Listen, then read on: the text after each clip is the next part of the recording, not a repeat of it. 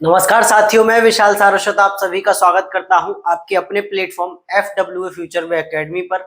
आज की क्लास में हम जानेंगे भूगोल क्या है, भूगोल के बारे में आदि बातें करेंगे। ठीक है, तो बात करेंगे भूगोल है क्या, इसके परिचय के बारे में बात करेंगे। और आज से हम ज्योग्राफी की एक सीरीज स्टार्ट कर रहे हैं, भूगोल की एक सीरीज स्टार्ट कर रहे हैं। तो ये हमारी पहली क्लास है और इस पहली क्लास में हम भूगोल का परिचय जानेंगे, भूगोल का परिचय जानेंगे कि भूगोल कहते किसे हैं।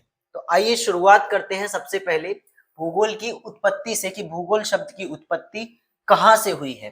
भूगोल शब्द की उत्पत्ति कहां से हुई है। तो सबसे पहले मैं यहां पर लिखूंगा भूगोल शब्द की उत्पत्ति।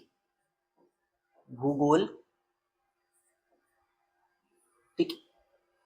तो मेरे भाई भूगोल शब्द की जो उत्पत्ति हुई है वह हुई है ग्रीक भाषा से। कहां से हुई है? ग्रीक भाषा से भूगोल शब्द की उत्पत्ति हुई है। एक चीज हमें समझ में आई कि भूगोल शब्द की उत्पत्ति कहां से हुई है? ग्रीक भाषा से हुई है। कहां से हुई है? ग्रीक भाषा से हुई है। ठीक है, ग्रीक भाषा से भूगोल शब्द की उत्पत्ति हुई है। आगे मैं बात करूं, भूगोल शब्द दो मुख्य शब्दों से मिलकर बना हुआ है। पहला है भू और दूसरा है गोल। पहला है भू और दूसरा क्या है? गोल। यानी मैं कह सकता हूं कि भूगोल जो है दो शब्दों से मिलकर बना हुआ है। पहला भू और दूसरा क्या है? गोल। दूसरा है गोल।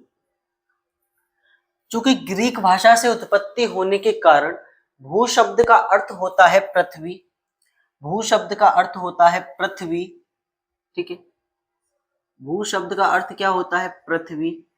और गोल का जो अर्थ होता है वह होता है अध्ययन। क्या होता है? अध्ययन। ठीक है सब, क्या होता है? अध्ययन। यानी अगर मैं यहां से एक छोटी सी डेफिनेशन क्रिएट करना चाहूं तो क्या मैं कह सकता हूं कि पृथ्वी का अध्ययन ही क्या कहलाता है? भूगोल कहलाता है। क्या कहलाता है? भूगोल कहलाता है। पृथ्वी का अध्ययन ही क्या कहलाता है? भूगोल कहलाता है। तो मैं इस बात को लिखना चाहूं तो लिख सकता हूं कि पृथ्वी का अध्ययन ही, पृथ्वी का अध्ययन ही क्या कहलाता है? भूगोल कहलाता है। अध्ययन ही भूगोल कहलाता है। भूगोल कहलाता है। ठीक है, कई बार एक फैक्ट और पूछने के लिए आता है एग्जाम में कि भूगोल का पिता या भूगोल का जनक किसे कहा जाता है। भूगोल का पिता या भूगोल का जनक किसे कहा जाता है। तो बात करेंगे भूगोल का जनक किसे कहा जाता है। भूगोल का जनक किसे कहा जाता है।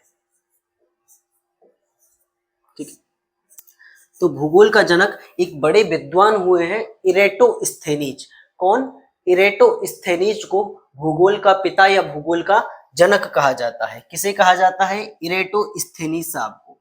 किसे कहा जाता है? इरेटोस्थेनीज। इरेटोस्थेनीज।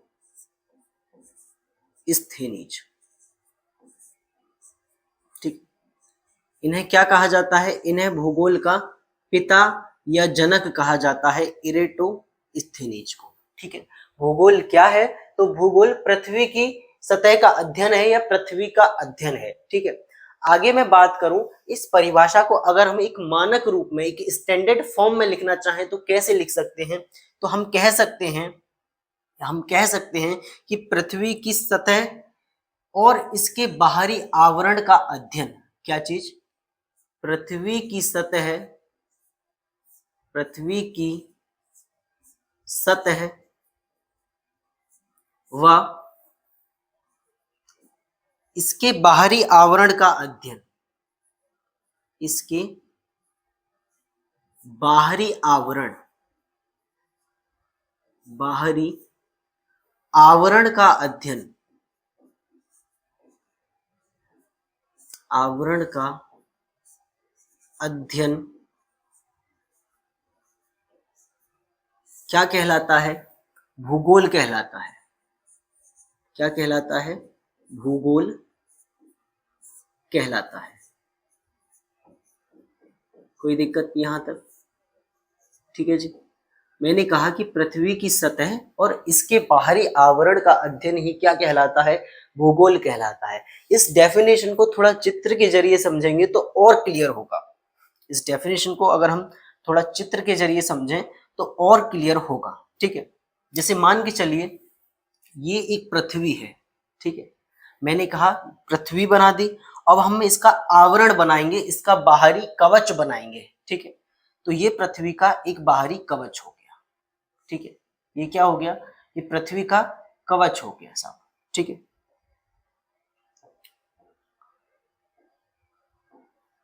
ठीक है, ये पृथ्वी और ये पृथ्वी का कवच हो गया। तो मैंने कहा पृथ्वी की सतह, पृथ्वी की सतह इसमें कौन सी कहलाएगी? तो आप सभी लोग समझदार हैं, आप सभी लोग बताएंगे कि ये ऊपर वाली जो सतह है पृथ्वी की, ये ऊपर वाली जो परत है ये क्या कहलाएगी? ये पृथ्वी की सतह कहलाएगी। क्या कहलाएगी? पृथ्वी की सतह कहलाएगी। और जिसके अंदर ये बंद है, जो इसका कवच है, वो क्या कहलाएगा? इसका आवरण कहलाएगा। क्या कहलाएगा? आवरण कहलाएगा। क्या कहलाएगा? आवरण कहलाएगा। ठीक है, क्या इस आवरण को मैं पृथ्वी का वायुमंडल कह सकता हूं? क्योंकि पृथ्वी के चारों ओर क्या उपस्थित है? इसका वायुमंडल उपस्थित है। क्या उपस्थित है? पृथ्वी का वायुमंडल उपस्थित है। तो मैं कह सकता हूं, एक और नई डेफिनेशन यहां से क्रिएट करना चाहूं तो मैं कर सकता हूं कि पृथ्वी की सतह और इसके वायुमंडल का अध्ययन ही क्या कहलाता है? भूगोल कहलाता है। एक नई डेफिनेशन अगर मैं यहां से और बनाना चाहूं तो कह सकता हूं कि पृथ्वी की सतह, पृथ्वी की सतह, पृथ्वी की सतह और इसके वायुमंडल, और इसके वायुमंडल का अध्ययन क्या कहलाता है? भूगोल कहलाता है। और इसके वायुमंडल का अध्ययन क्या कहलाता है? भूगोल कहलाता है। आवरण कह लीजिए, वायुमंडल कह लीजिए या कवच कह लीजिए, तीनों का भाव एक ही है। तीनों का भाव एक ही है। क्या है? वायुमंडल। क्या है? वायुमंडल। ठीक है, तो हमने देखा कि पृथ्वी की सतह और उसका आवरण मिलकर एक पृथ्वी की संपूर्ण सतह बनाता है। पृथ्वी की सतह, ठीक है, जिसपे हम रह रहे हैं, और उसका वायुमंडल मिलकर क्या करता है? एक संपूर्ण सतह बनाता है पृथ्वी की। ठीक है, तो क्या मैं इस बात को लिख सकता हूं इस फॉर्मेट में कि पृथ्वी की सतह, पृथ्वी की सतह, सतह प्लस वायुमंडल, क्या चीज? वायुमंडल किसका? पृथ्वी का, मिलकर बनाता है, क्या बनाता है? पृथ्वी की संपूर्ण सतह बनाता है। क्या बनाता है? संपूर्ण सतह बनाता है। संपूर्ण सतह बनाता है।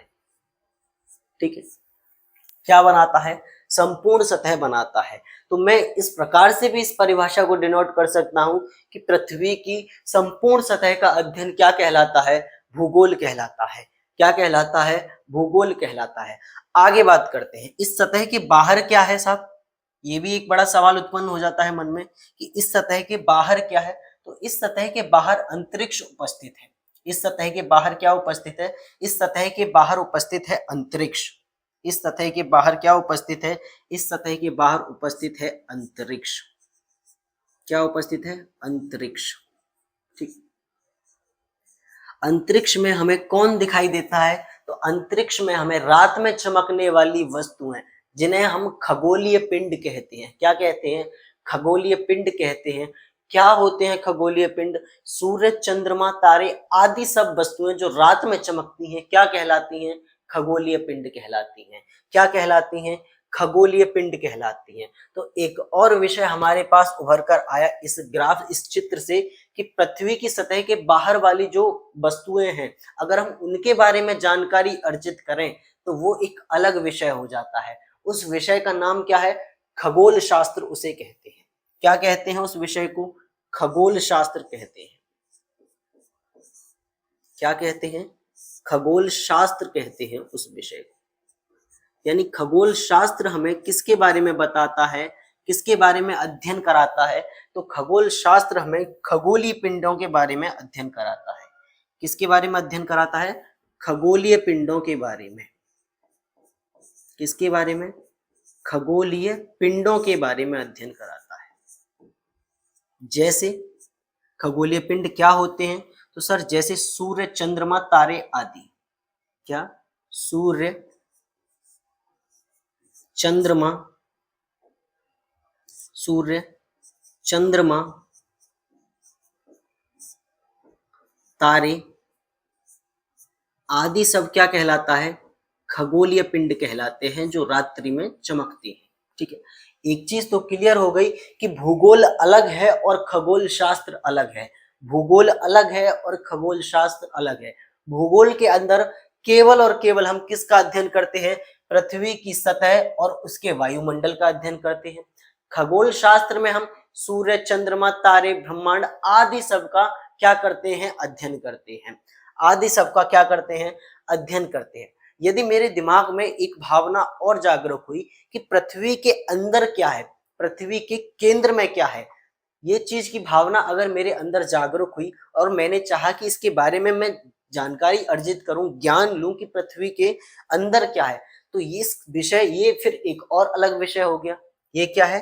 ये एक और अलग विषय हो गया। यानी पृथ्वी के गर्भ के बारे में मैं जानूं कि पृथ्वी का जो केंद्र है भैया, वो किससे निर्मित है, वह किस पदार्थ से निर्मित है, ये जानने की भावना मेरे अंदर आई, तो वो क्या हो जाता है? वो एक अलग विषय हो जाता है। उस विषय का नाम क्या है? तो वह खगोल, वो क्या कहलाता है? वह भूगर्भ विज्ञान कहलाता है।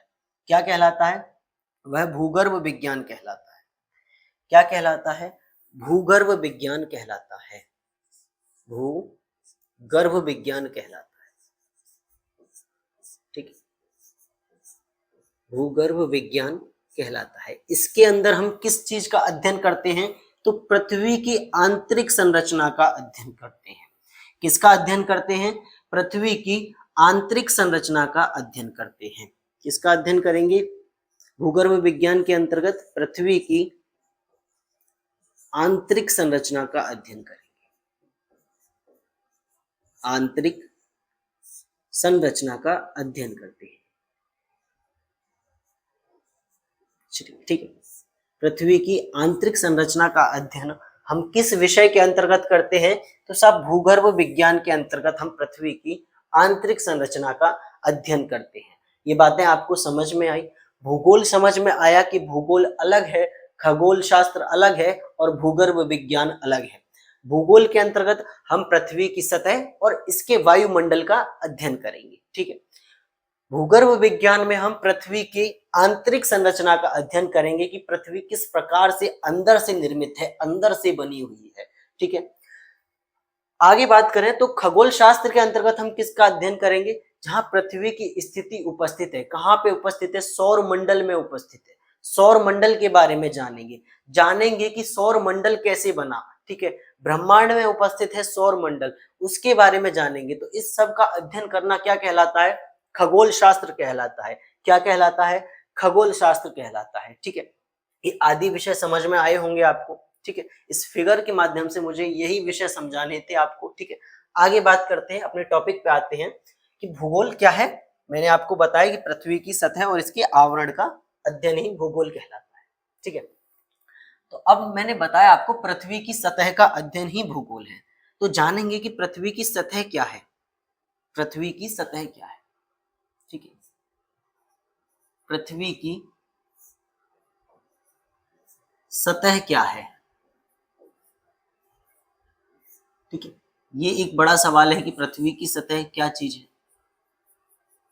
ठीक है, तो पृथ्वी की सतह, देखिए एक तरीके से जिस चीज पे मैं खड़ा हूं वह क्या है, एक प्रकार से वह भी तो पृथ्वी की सतह है। किस प्रकार की है? सर ठोस है, जमीन कह सकते हैं उसे हम। ठीक है, ज्योग्राफी में जमीन ना कहकर हम उसे क्या कहते हैं? स्थल कहते हैं। क्या कहते हैं? स्थल कहते हैं। यानी ऐसी सतह जो ठोस हो उसे हम क्या कहते हैं? पृथ्वी का स्थल कहते हैं। ठीक है, क्या कहते हैं? स्थल कहते हैं। ठीक है, और मुझे जानने की इच्छा हुई कि पृथ्वी की सतह क्या चीज है, तो मैं क्या करूंगा? इसको देखूंगा। किस प्रकार से देख सकता हूं? तो सर मैंने क्या किया, मैं एक हेलीकॉप्टर में बैठा और उड़ान भरने लगा। तो मैंने पृथ्वी की संपूर्ण सतह को देखा, एक तरीके से पूरी सतह को मैंने देखने की इच्छा जताई। तो मैंने देखा कि कहीं पर स्थल का स्वरूप कुछ ऊंचा भी है, चोंचदार भी है, कहीं पे सर समतल भी है, कहीं पे सर जलाशय हैं बहुत बड़े बड़े, कहीं पर झरने बह रहे हैं, कहीं पर नदियां बह रही हैं। तो यानी मैंने इस स्थल के, इस पृथ्वी की सतह के बहुत सारे स्वरूप देखे, जो कि किस प्रकार के हैं, जो कि गॉड गिफ्टेड है। एक तरीके से हम उन्हें क्या कह सकते हैं, प्राकृतिक कह सकते हैं। क्या कह सकते हैं, प्राकृतिक कह सकते हैं। तो क्या मैं कह सकता हूं कि पृथ्वी की सतह प्राकृतिक है? क्या मैं कह सकता हूं कि पृथ्वी की सतह कैसी है सब? पृथ्वी की सतह प्राकृतिक है, ये बात मैं कह सकता हूं। ठीक है, कैसी है पृथ्वी की सतह? प्राकृतिक है, प्रकृति ने हमें दी है। ठीक है, प्राकृतिक भी कह सकते हैं, और एक और शब्द इसके लिए उपयोग में ला सकते हैं, वह है भौतिक। क्या है? भौतिक। ठीक है, तो पृथ्वी की सतह प्राकृतिक है, भौतिक है। ठीक है, इस सतह पर मैंने क्या क्या देखा हेलीकॉप्टर की यात्रा के दौरान? मैंने सर इस पर बहुत सारे स्थल देखे। कैसे कैसे देखे सर? ऊंचे ऊंचे स्थल देखे, स्थलों के रूप देखे सर, धसे हुए स्थल देखे। ठीक है सर, मैंने एक तरीके से ऐसा भी स्थल देखा जो उठा हुआ है और ऊपर से समतल है। ठीक है, तो यानी मैं कह सकता हूं कि मैंने सर इस सतह पर स्थल के स्वरूप देखे, यानी इस सतह पर स्थल मंडल उपस्थित है। इस सतह पर क्या उपस्थित है सर? स्थल मंडल उपस्थित है। क्या उपस्थित है? स्थल मंडल उपस्थित है। किसी को कोई दिक्कत यहां तक? ठीक है, इस स्थल के मैंने बहुत सारे रूप देखे यात्रा के दौरान। इस स्थल के मैंने सर बहुत सारे रूप देखे। कुछ स्थल ऐसे देखे मैंने जो ऊपर उठे हुए हैं। आप शायद समझ पा रहे होंगे मेरे हाथ का इशारे से कि मैं क्या बना रहा हूं। मैं एक तरीके से पहाड़ बना रहा हूं, पर्वत बना रहा हूं। यानी मैंने कुछ ऐसे स्थल देखे जो ऊंचे उठे हुए हैं। यानी मैंने एक कुछ प्रकार से ऐसी भूमि भी देखी जो ऊंची उठी हुई भूमि है। ठीक है, जिन्हें हम क्या कहते हैं? पर्वत कहते हैं। क्या कहते हैं? जिन्हें हम पर्वत कहते हैं। यानी मैंने सर पर्वत देखे। सर कुछ भूमि ऐसी भी मैंने देखी, कुछ स्थल मैंने ऐसे भी देखे जो सर एकदम फ्लैट हैं, समतल हैं, जिन्हें हम क्या कहते हैं? मैदान कहते हैं। क्या कहते हैं? मैदान कहते हैं। ठीक है, मैंने मैदानी स्वरूप भी देखा स्थल का। सर मैंने कुछ ऐसा स्थल भी देखा जो उठा हुआ है और ऊपर से समतल है। उठा हुआ है और ऊपर से समतल है, उससे हम क्या कहते हैं? पठार कहते हैं। क्या कहते हैं? पठार। ठीक, यानी स्थल मंडल में मैंने सर विभिन्न विभिन्न स्वरूप देखे, इनके उठे हुए स्वरूप देखे, धसे हुए देखे, समतल देखे, यानी आदि प्रकार के स्वरूप मैंने स्थल के देखे। ठीक, सर उसी राह में मैंने सर जल के भी बहुत सारे स्वरूप देखे। इस सतह पर सर मुझे जल भी उपस्थित है, ये भी मुझे उस दिन अभ्यास हुआ कि सर जल भी इस सतह पर उपस्थित है और उसके भी कई सारे स्वरूप हैं। तो क्या मैं कह सकता हूं कि दूसरा जो मंडल है स्थल का, वह कौन सा है? वह हमारा जलमंडल है। क्या है? जलमंडल है। ठीक है, क्या है? जलमंडल है। इस जलमंडल के भी मैंने बहुत सारे स्वरूप देखे, जैसे कि सर मैंने जल महासागरों में बहता हुआ देखा।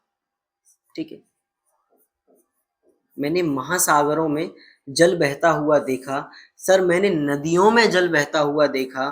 ठीक है, नदियों में मैंने जल बहता हुआ देखा, और मैंने सर झरनों में जल बहता हुआ देखा है। ठीक है, झरने मैंने देखे, मैंने झील देखी, यानी आदि मैंने वस्तुएं देखी, आदि मैंने इस मतलब जल के स्वरूप देखे, बहुत सारे जल के स्वरूप देखे। तो मैं कह सकता हूँ आदि स्वरूप मैंने जल के देखे। यानी इस सतह पर सर जल मंडल भी उपस्थित है। ठीक है, इसके बाद सर मैंने हवा का भी एहसास किया कि इस सतह पर हवा भी उपस्थित है, क्योंकि हम ऑक्सीजन ले रहे हैं। ठीक है, वो भी तो एक प्रकार की हवा है। तो क्या मैंने वायुमंडल भी इस सतह पर देखा या नहीं देखा? मैं कह सकता हूं कि इस सतह पर सर वायुमंडल भी उपस्थित है। क्या चीज? वायुमंडल भी इस सतह पर उपस्थित है। ठीक है, वायुमंडल भी इस सतह पर उपस्थित है सब। ठीक है, यानी मैंने विभिन्न प्रकार की गैस भी देखी इस पृथ्वी पर। ठीक है, विभिन्न प्रकार की गैस भी इस पृथ्वी पर देखी। तो मैं इस बात को लिख सकता हूं कि विभिन्न प्रकार की गैसों से भी निर्मित है। विभिन्न प्रकार की गैस मैंने देखी इस पृथ्वी पर।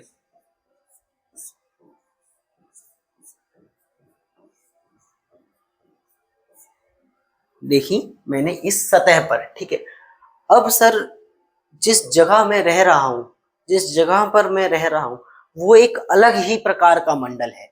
वहां पे क्या है सर, रहने के लिए भूमि भी है, पीने के लिए जल भी मुझे मिल रहा है, सांस लेने के लिए हवा यानी ऑक्सीजन भी मुझे मिल रही है। तो यानी इन तीनों से मिलकर एक नया मंडल भी मुझे देखने को मिला जहां पे मैं रह रहा हूँ। और उसे हम क्या कहते हैं, उसे हम कहते हैं जैव मंडल। उसे हम क्या कहते हैं, जैव मंडल, ठीक है।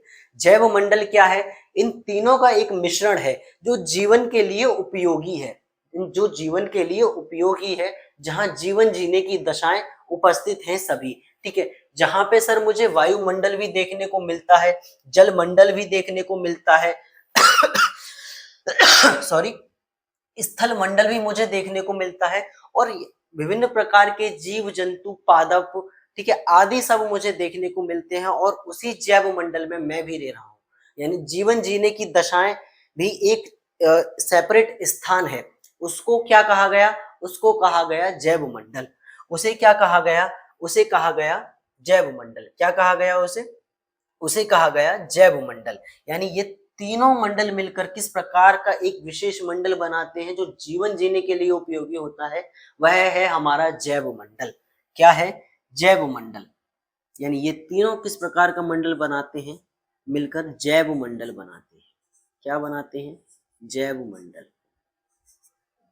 ठीक है। जैव मंडल क्या होता है, जैव मंडल जीवन जीने की सभी दशाएं इस मंडल पर उपस्थित होती हैं। क्या मैं इस बात को लिख सकता हूं कि जीवन जीने की सभी दशाएं उपस्थित हैं, जीवन जीने की या जीवन की सभी दशाएं, ये लिख सकते हैं, ये अच्छा रहेगा लिखने में, जीवन की सभी दशाएं उपस्थित हैं, ठीक। जीवन की सभी दशाएं कौन से मंडल पर पाई जाती हैं, जीवन की सभी दशाएं जैव मंडल पर पाई जाती हैं। ऐसा नहीं है कि केवल हम उस केवल स्थल मंडल पर ही रह रहे हैं, वहां पानी हमें प्राप्त नहीं है, नहीं, हम केवल जैव मंडल पर रह रहे हैं जहां स्थल भी हमें मिल रहा है, वायु भी हमें मिल रही है और जल भी हमें मिल रहा है, ठीक है। तो पृथ्वी की सतह, प्राकृतिक सतह क्या है, तो पृथ्वी की प्राकृतिक सतह स्थल मंडल है, जल मंडल है, वायु मंडल है और जैव मंडल है। स्थल मंडल है, जल मंडल है और वायुमंडल है। यानी अगर मैं कहूं कि भूगोल क्या है, तो मैंने बताया था आपको पृथ्वी की सतह का अध्ययन कराता है। और पृथ्वी की सतह क्या है, पृथ्वी की सतह सर स्थल मंडल है, जल मंडल है, वायुमंडल है और जैव मंडल है। यानी स्थल मंडल का अध्ययन करना, जल मंडल का अध्ययन करना, वायुमंडल का अध्ययन करना और जैव मंडल का अध्ययन करना ही तो मेरे लिए क्या कहलाता है, भूगोल कहलाता है। क्या कहलाता है, भूगोल कहलाता है। समझ में आया आपको या नहीं आया, ठीक है। दोबारा ट्राई करते हैं, कोई दिक्कत नहीं। मैंने बताया था आपको कि पृथ्वी की सतह का अध्ययन क्या कहलाता है, भूगोल कहलाता है। पृथ्वी की सतह का अध्ययन क्या कहलाता है, भूगोल कहलाता है, ठीक है।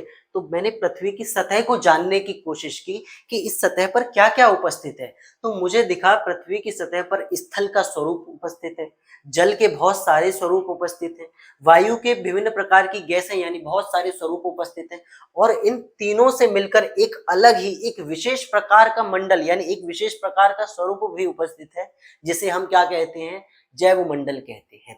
यानी पृथ्वी की सतह मैंने देखी तो मुझे स्थल मंडल दिखा, जल मंडल दिखा, वायुमंडल दिखा और जैव मंडल दिखा, ठीक है, जैव मंडल दिखा। यानी मेरी समझ में एक बात क्लियर हुई कि भूगोल का मतलब क्या है। भूगोल का मतलब ही है स्थल मंडल का अध्ययन करना, जल मंडल का अध्ययन करना, वायुमंडल का अध्ययन करना और जैव मंडल का अध्ययन करना, जैव मंडल का अध्ययन करना, ठीक है। आशा करता हूं ये सारी जानकारी आपको समझ आई होगी। आगे बात करते हैं, आगे चलते हैं, ठीक है। आगे क्या होता है कि मनुष्य इस प्राकृतिक सतह को परिवर्तित कर देता है अपनी स्वेच्छा पूर्ति के लिए या अपने आवास हेतु। जैसे मान के चलिए ये एक पहाड़ है, ठीक है, ये क्या है, ये एक पहाड़ है। मनुष्य ने क्या किया कि इसको रहने के लिए यहाँ पे मकान बनाना था, तो वो क्या करेगा, इस पहाड़ को तोड़ेगा। इस पहाड़ को वो क्या करेगा सर, तोड़ेगा इस पहाड़ को। उसने बुलडोजर मंगाया और इस पहाड़ को तोड़ना स्टार्ट कर दिया। इस पहाड़ को क्या किया उसने, तोड़ना स्टार्ट कर दिया। और तोड़ किया उसने, सबसे पहले उसने पहाड़ को तोड़ेगा, वो क्या करेगा, पहाड़ को तोड़ेगा, तोड़कर क्या करेगा, इसको और तोड़ेगा, ठीक है। तोड़ने के बाद इसको समतल करेगा, क्या करेगा, समतल करेगा, ठीक है। और समतल करने के बाद जब ये समतल हो जाएगा तो यहाँ क्या करेगा, वह एक मकान बना लेगा, क्या करेगा, यहाँ पे एक मकान बना लेगा सब, ठीक है। क्या बना लेगा, यहाँ एक मकान बना लेगा। यानी कहने का मतलब है कि मनुष्य ने अपनी इच्छाओं को पूरा करने के लिए, अपनी इच्छाओं को पूरा करने के लिए प्राकृतिक सतह को क्या किया है, बदला है, उसको परिवर्तित किया है। क्या किया है, परिवर्तित किया है। जब इस प्रक्रिया को हम क्या कहते हैं, इस प्रक्रिया को हम कहते हैं मानव भूगोल। इस प्रक्रिया को हम किसके अंतर्गत पढ़ते हैं, मानव भूगोल के अंतर्गत पढ़ते हैं। किसके अंतर्गत पढ़ते हैं, मानव भूगोल के अंतर्गत पढ़ते हैं। समझते हैं मानव भूगोल क्या होता है, ठीक है, क्या चीज, मानव भूगोल, ठीक है।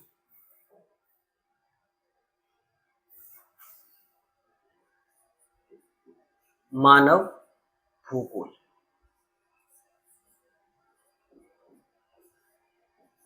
ठीक है।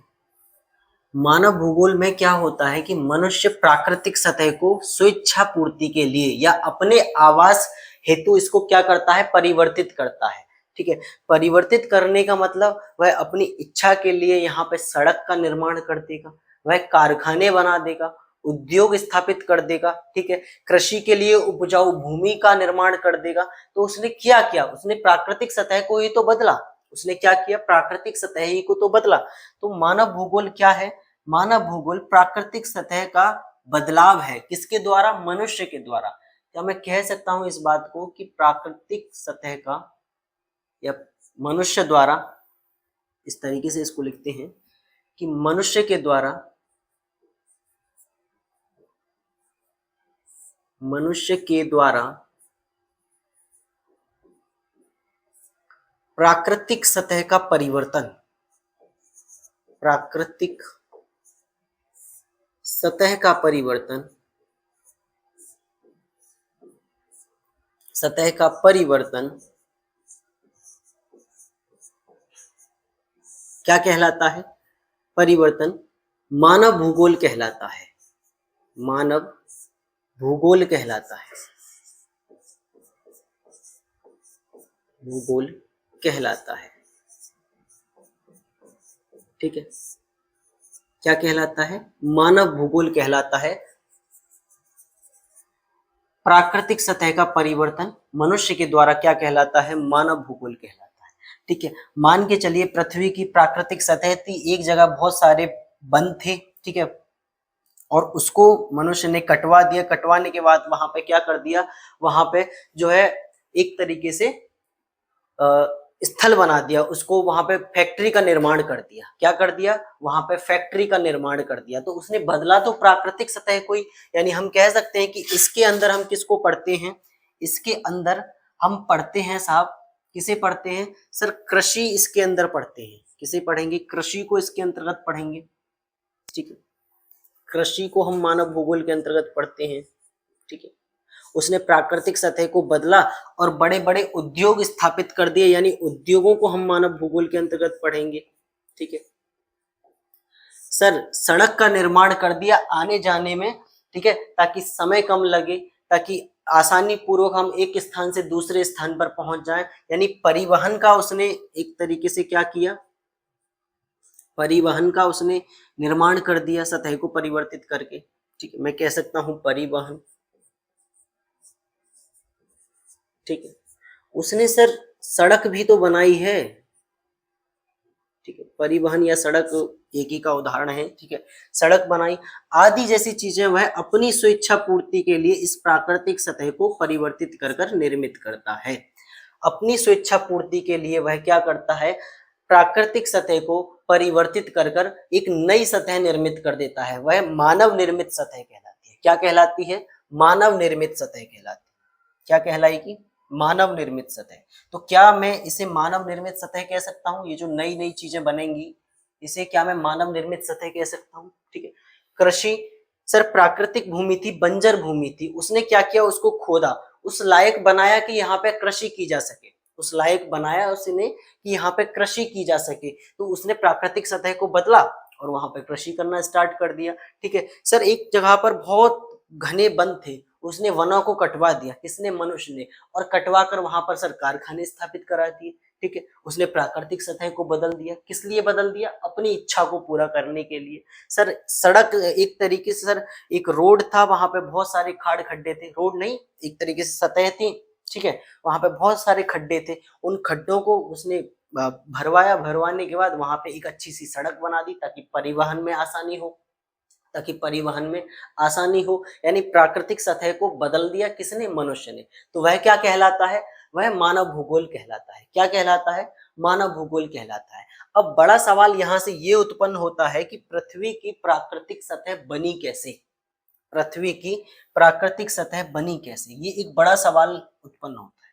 ठीक है, क्या चीज? सवाल ये उत्पन्न होता है कि पृथ्वी की ये जो प्राकृतिक सतह है, ये जो प्राकृतिक सतह है, प्राकृतिक सतह सतह पृथ्वी की, ये बनी कैसे? बनी कैसे? ठीक है, कोई बात नहीं। आगे ये एक और सवाल मेरे मन में आया कि ये जो पृथ्वी है ये कैसे बनी? एक और सवाल मेरे मन में आया साहब कि ये जो पृथ्वी है ये कैसे बनी, यानी पृथ्वी कैसे बनी। मैं ये समझ लूं कि पृथ्वी इस प्रकार से बनी है तो सतह को भी समझ जाऊंगा कि सतह भी कुछ इन प्रक्रियाओं से बनी होगी। तो दूसरा सवाल मेरे मन में आया कि पृथ्वी की सतह कैसे बनी, पृथ्वी की सतह कैसे बनी, सॉरी पृथ्वी कैसे बनी, सतह तो हमने लिख दिया ना। पृथ्वी कैसे बनी, पृथ्वी कैसे बनी?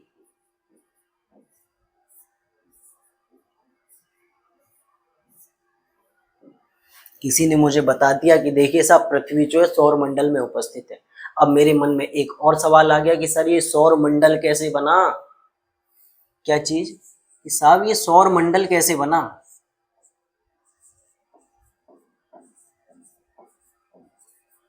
सौर मंडल कैसे बना?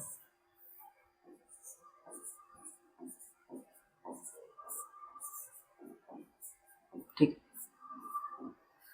सौर मंडल कैसे बना? कुछ और विशेषज्ञ मुझे मिल गए, उन्होंने मुझे बता दिया कि देखिए सौर मंडल जो है ना वो ब्रह्मांड में उपस्थित है। सौर मंडल जो है ना वो कहाँ उपस्थित है? ब्रह्मांड में उपस्थित है। कहाँ उपस्थित है? ब्रह्मांड में उपस्थित है। मैंने कहा अच्छा साहब हम इसको भी देखेंगे कि ब्रह्मांड कैसे बना। क्या चीज? ब्रह्मांड कैसे बना, हम इसे भी देखेंगे।